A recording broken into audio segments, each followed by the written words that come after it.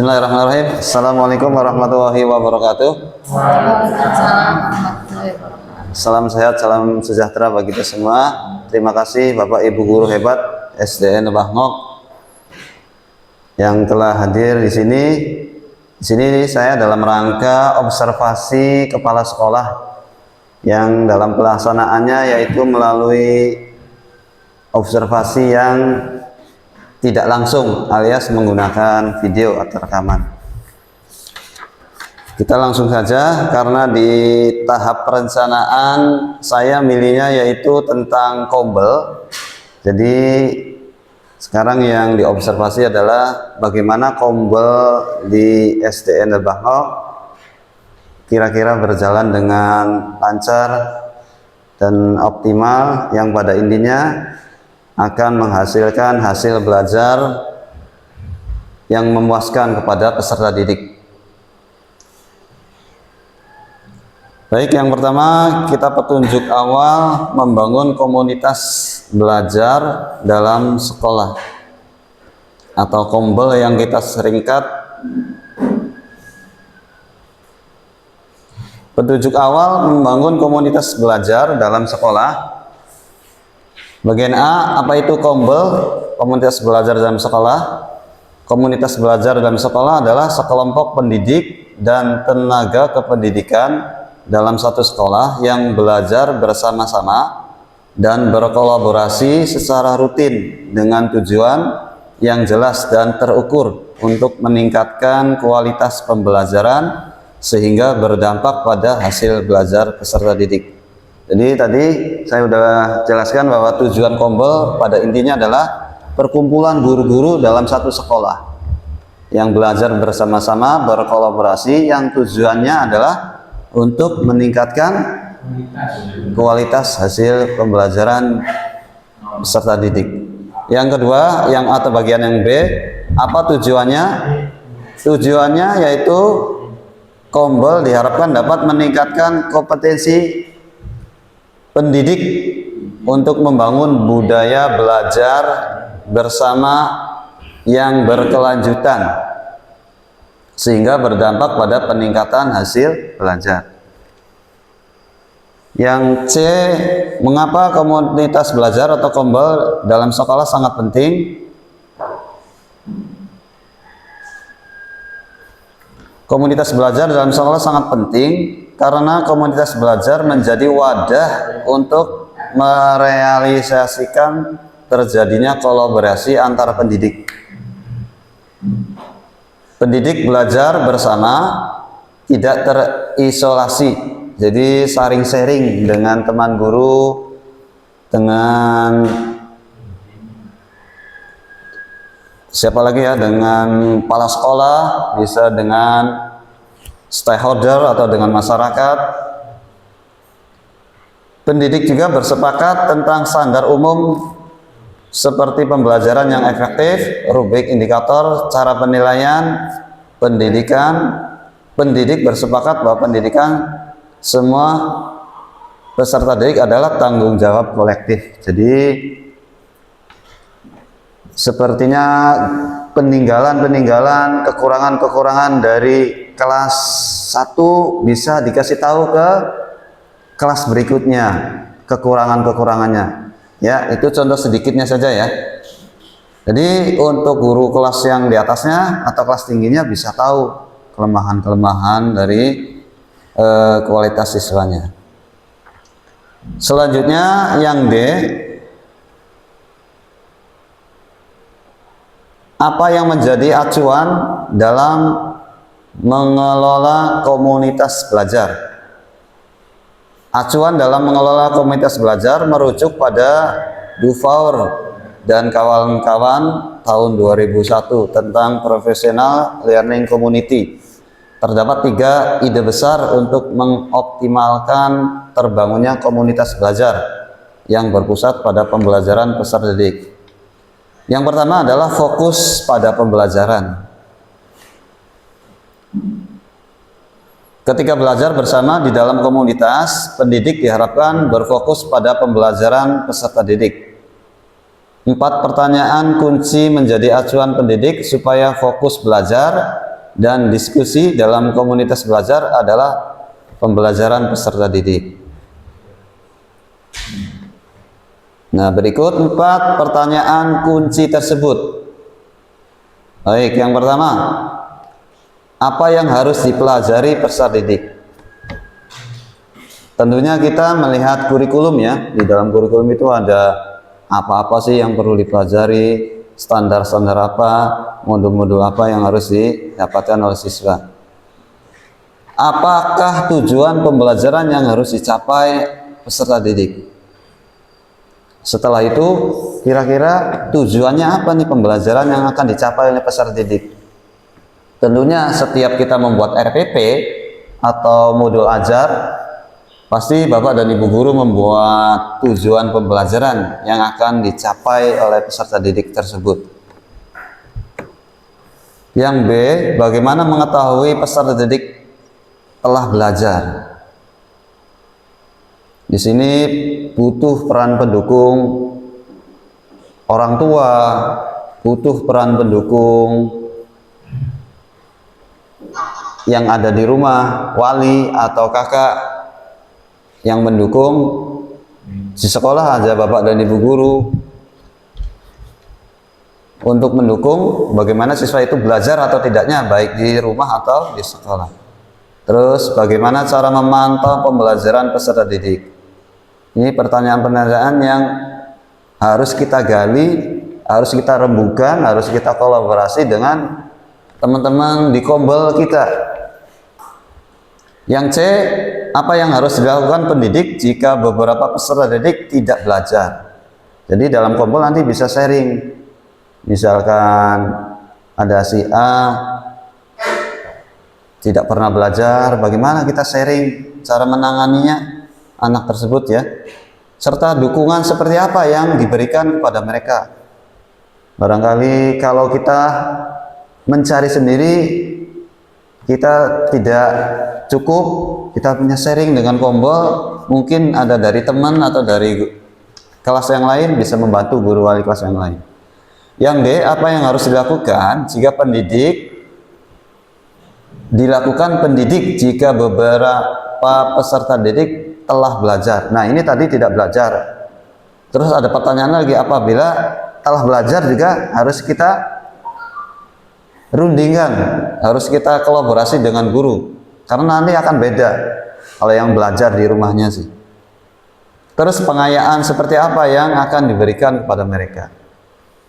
Itu beberapa pertanyaan yang kita rembukan dalam kombel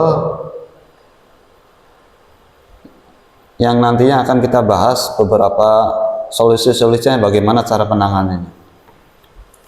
Baik, yang nomor 2, membudayakan kolaborasi dan tanggung jawab kolektif.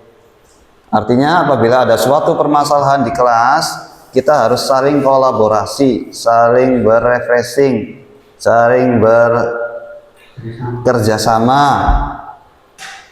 Jangan sampai wali kelas saja yang menangani. Kita bisa saling kerjasama dengan teman satu sekolah ya, dengan guru-guru, kepala sekolah, saling kerjasama, saling membantu untuk menyelesaikan masalah-masalah tersebut. Ya. Yang ketiga, berorientasi pada hasil belajar peserta didik. Jadi seperti tujuan kombel ya, tujuan utamanya adalah untuk hasil peserta didik yang lebih optimal. Selanjutnya, apakah perbedaan komunitas belajar dalam sekolah dengan komunitas belajar antar sekolah dan komunitas belajar di Falcon Merdeka? Ada perbedaannya ya. Jadi yang pertama, komunitas belajar dalam sekolah yaitu anggotanya ya kepala sekolah, guru-guru, staf ya. Ini yang disebut dengan komunitas belajar dalam sekolah. Biasanya ini dalam satu sekolah kita bergabung dengan KKG atau dengan gugus untuk saling sharingnya. Selanjutnya,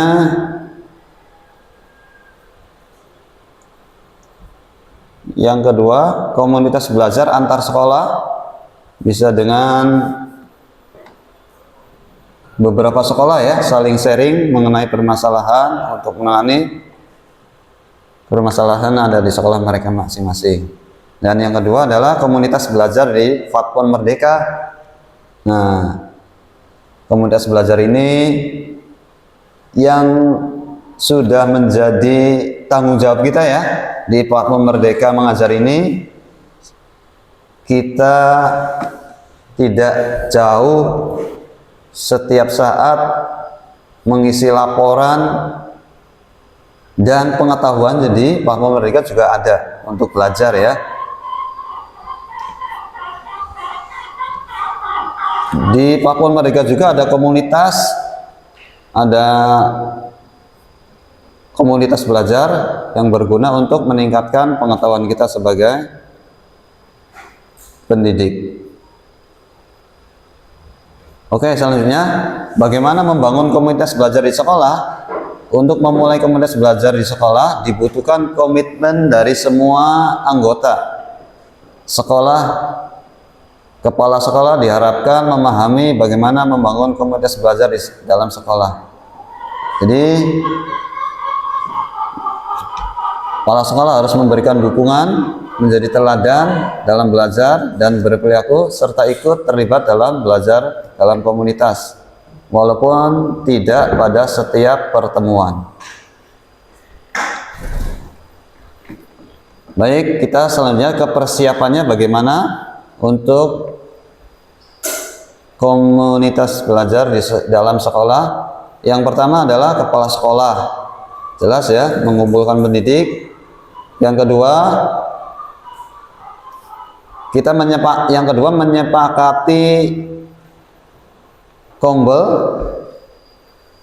Misalnya kita akan berkolaborasi setiap hari apa, setiap kapan gitu ya, dibuat kesepakatan di sini. Yang ketiga, kepala sekolah dan pendidik bersama-sama menentukan tujuan. Jadi perlu tujuan yang mau akan dicapai seperti apa ya. Yang keempat, kepala sekolah dan pendidik bersama-sama menyusun agenda dan jadwal kegiatan komunitas belajar setiap minggu. Oke, jadi perlu dibuat jadwalnya ya. Ini contoh pertemuan kombel guru-guru ya. Di sini sedang melaksanakan kombel di dalam satu sekolah. Di sini gambarnya menunjukkan bahwa komunitas guru bahasa Inggris sedang mereview RPP yang akan digunakan dengan 4 acuan pertanyaan kunci ya, seperti ini ya. Jadi salah satu permasalahan yang dibahas dalam kombel, salah satunya yang itu ya, mereview RPP. Baik, komunitas belajar sekolah wajib memastikan terjadinya 5 hal. Yang pertama, adanya tim kerja secara kolaboratif, menerapkan kurikulum pada setiap tahapannya, memantau pembelajaran siswa, menggunakan hasil penilaian umum, memberikan intervensi dan pengayaan yang sistematik.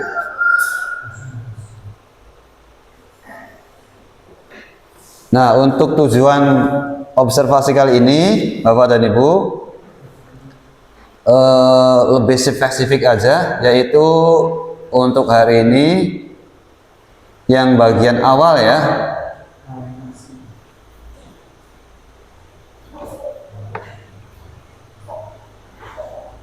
Contoh ragam aktivitas pembelajaran yang dapat dilakukan di komunitas belajar. Contohnya adalah mereview RPP ya.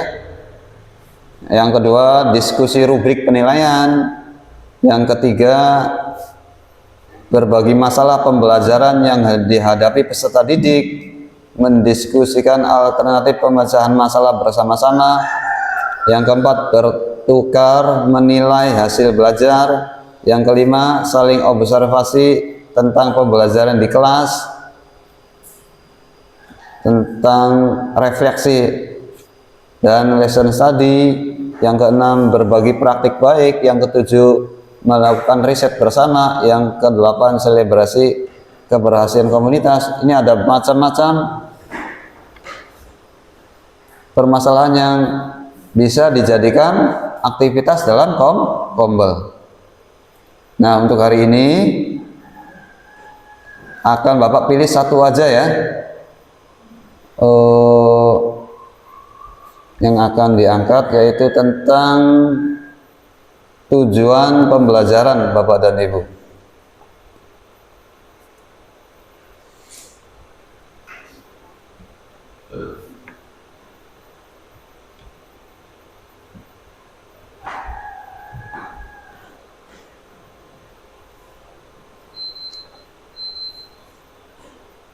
Mana tadi tujuannya?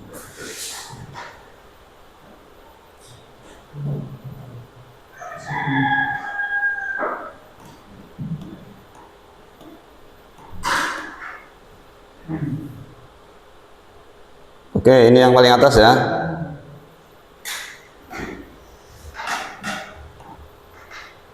Ini yang nomor 1.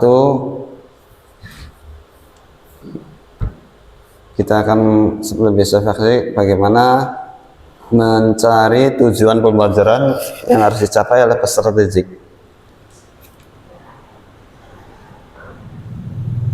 Kita tahu bahwa sebelum mengajar membuat modul ajar atau RPP, di dalam tujuan itu pembelajaran tersebut harus ada yang namanya 4 ketercapaian yang harus dicapai, yaitu ABCD.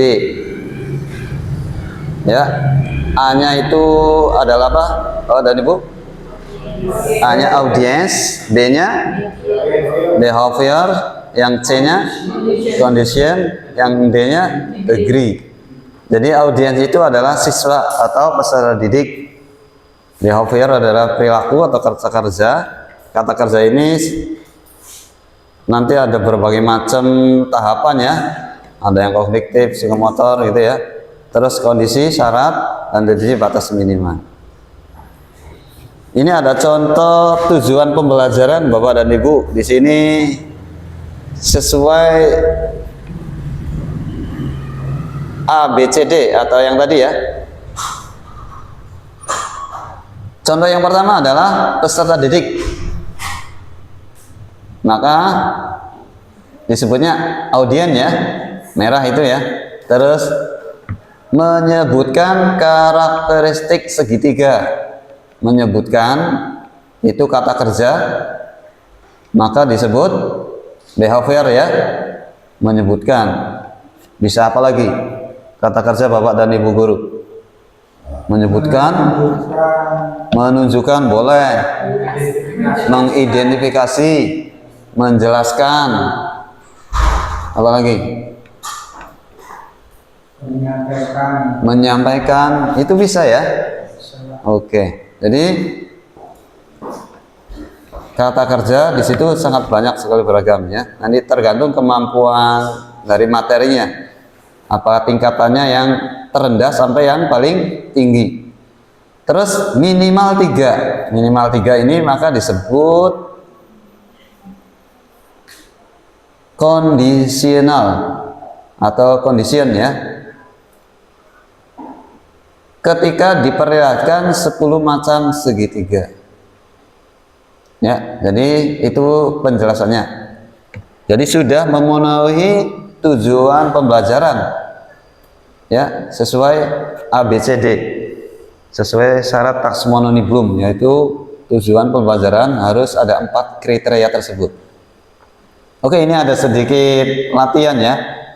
Tolong Bapak dan Ibu guru, mana audiensnya, behaviorsnya mana, conditionnya mana, dan degree-nya mana. Ini ada tujuan pembelajaran di bawahnya.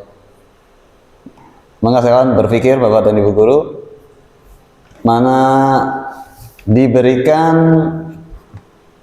beberapa pertanyaan. Apa nih Bapak dan Ibu guru? Ya, diberikan beberapa pertanyaan pada peserta PD itu peserta didik ya. Diberikan beberapa pertanyaan pada peserta didik mampu menentukan nilai kebenaran dari pernyataan tersebut dengan tepat. Jadi bisa membentuk jawaban ABCDE. Enggak ada ya berarti.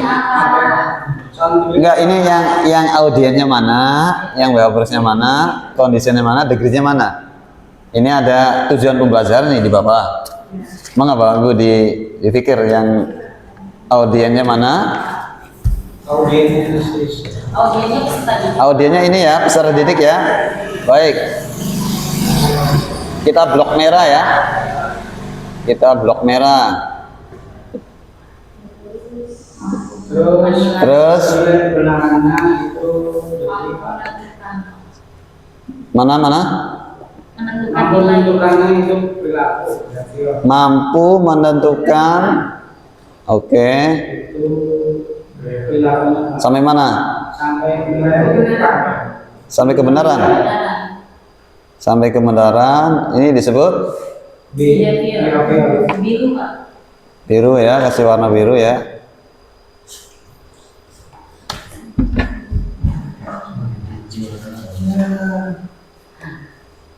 Is, hilang.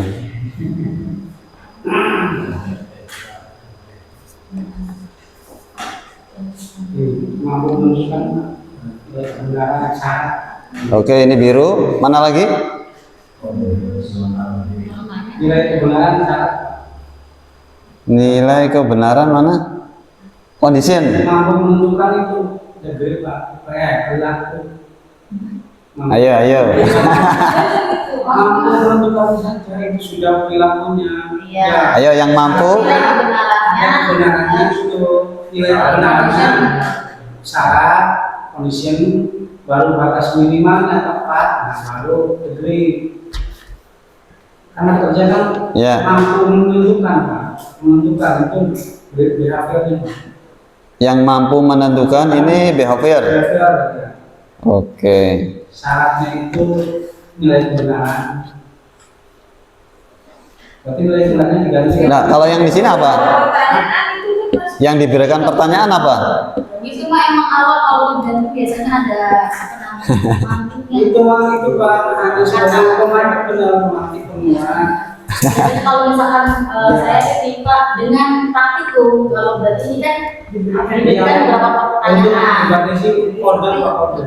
Nah, untuk kuat. Oke. Caranya. Nilai kebenaran syarat Pak. Syaratnya. Oke. Jadi dengan tepatnya ini degree-nya ya. Iya. Oke. Hebat, Bapak Ibu sudah bisa membuat tujuan pembelajaran ya. Sip.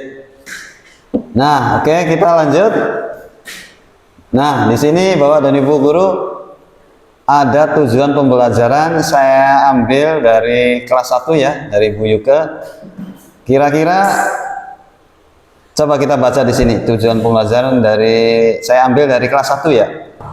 Dengan menyimak dan menanggapi bacaan tentang hidup hemat, peserta didik dapat mengenal jenis dan bentuk uang serta dapat menulis nominal yang tertera pada uang tersebut.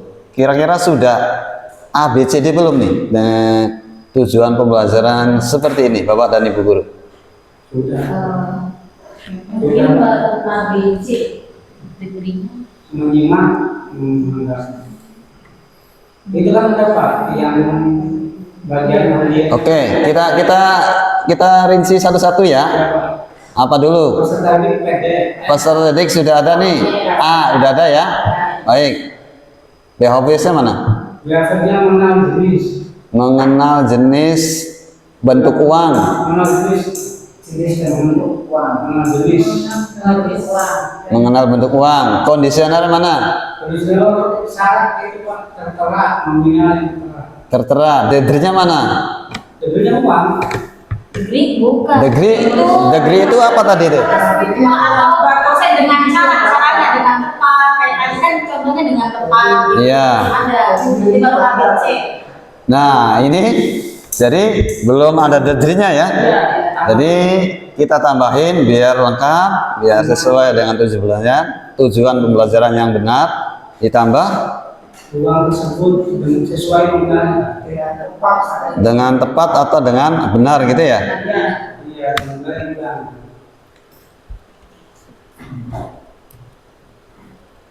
Dengan tepat aja ya, gitu ya. Ini degree-nya ya. Oke, Bapak dan Ibu. Baik, ini sekarang kita ambil lagi RPP dari kelas 5, Pak Iman ya. Ini ada tujuan pembelajaran, saya copy di sini. Mangga direvisi Bapak dan Ibu. Sudah ABCD belum? Pada peserta didik itu tuh, pada peserta didik mampu menganalisis udah import, ya, behavior, bentuk tulisan kondisi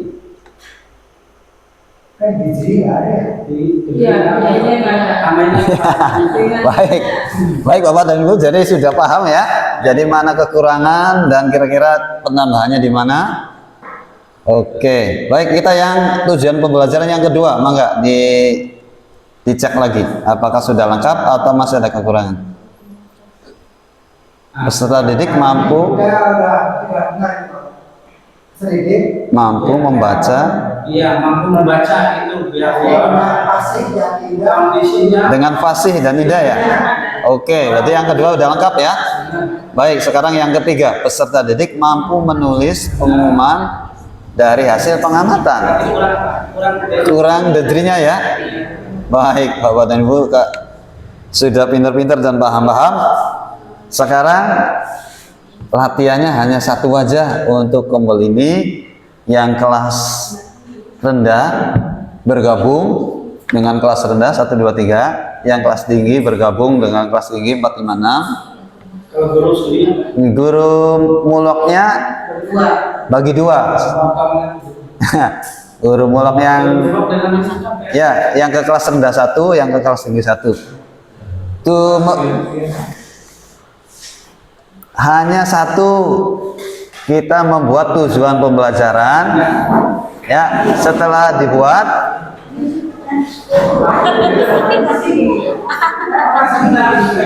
Iya di belakang. Bikin soal aja. buat satu tujuan pembelajaran saja. Iya. PAI. gampang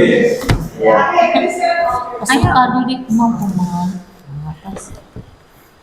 ini kita pas P dulu Iya, sok yang mau diambil apa dulu tujuan yang diambil pas berapa dulu nih Satu Sepakatin dulu. aja. Ya udah ya. kelas 1 dulu semua diambil Bu, mangga disiapin dulu ininya Materinya. materinya itu ada di situ itu. Ini kok kelas berapa? 1 nah kita lihat ambil dari sini nggak apa-apa Ada kok. Di kelas 1 kok ada IPA-nya sih. Ada di sini nah tuh. kita ambil aja kebersamaan dan pengumuman kita ambil satu contoh yang diambil berarti peserta didik Terus kebersamaan dan Keberagaman di rumah.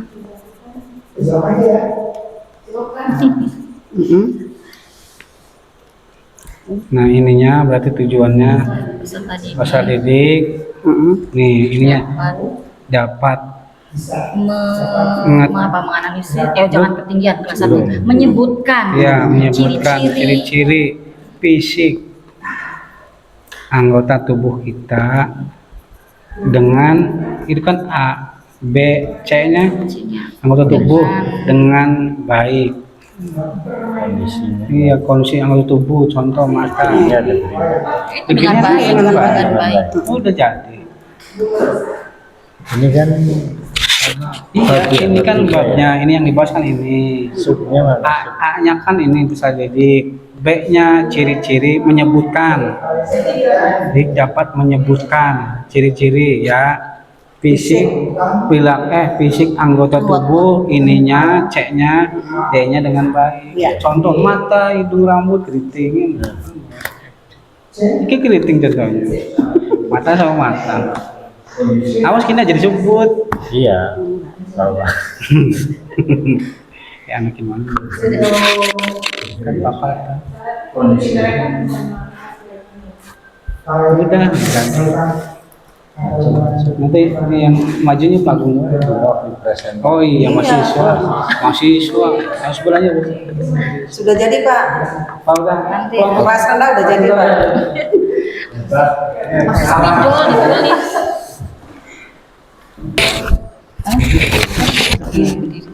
Assalamualaikum warahmatullahi wabarakatuh. Waalaikumsalam warahmatullahi wabarakatuh. Kami dari kelompok Hasanah. Kami dari kelompok kelas rendah Mengambil bab 3. mengambil bab 3 tema kebersamaan dan keberagaman di rumah. Ya. Subpokoknya yaitu Ciri-ciri fisik. ciri-ciri fisik, Tujuan pembelajaran. tujuan pembelajarannya, peserta didik dapat menyebutkan ciri-ciri fisik anggota tubuh dengan baik. Gimana kelompok kelas tinggi kira-kira udah pas atau sudah lengkap atau belum? Ulangi gimana tadi tujuannya? Tujuannya pembelajarannya? Peserta didik Peserta didik. dapat menyebutkan ciri-ciri fisik anggota tubuh dengan baik. Contohin. Contohnya mata, rambut, tubuh, tangan, Sebutkan dengan baik. Ini namanya tubuh. Ini namanya tubuh. warna kulit. Kalau sudah nanti kita ke tempat yang dari nanti ke soal yang terakhir itu ya. Iya. Soalnya ada batasannya itu nanti menyebutkan 3 anggota ya. Di diri ibu gitu kan. Itu batasan sudah batasannya.